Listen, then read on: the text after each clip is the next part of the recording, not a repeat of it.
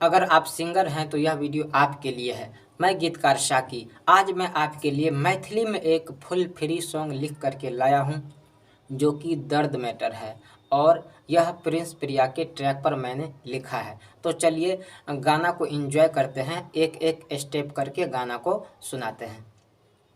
तो पहले मुखड़ा सुनते हैं।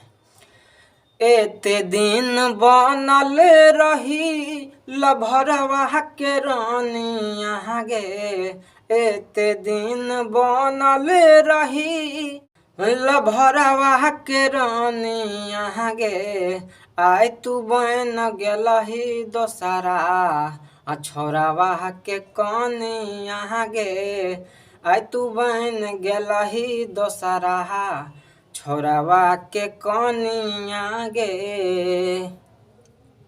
तो यह था मुखड़ा। अब चलिए फर्स्ट अंतरा सुनाते हैं। प्यार तोरा कर रहियो हम भरपूर गे, तब किया चल गलही हमारा सदूर गे। प्यार तोरा कर रहियो हम भरपूर गे, तब किया चल गलही हमारा सदूर गे। है तो कौन दुख तक कहिहा हमर सुगनिया गे, है तो कौन दुख तक कहिहा हमर सुगनिया गे, आय तू बन गेलही दोसरा छोरावा के कनिया गे, आय तू बन गेलही दोसरा छोरावा के कनिया गे। तो यह था पहला अंतरा।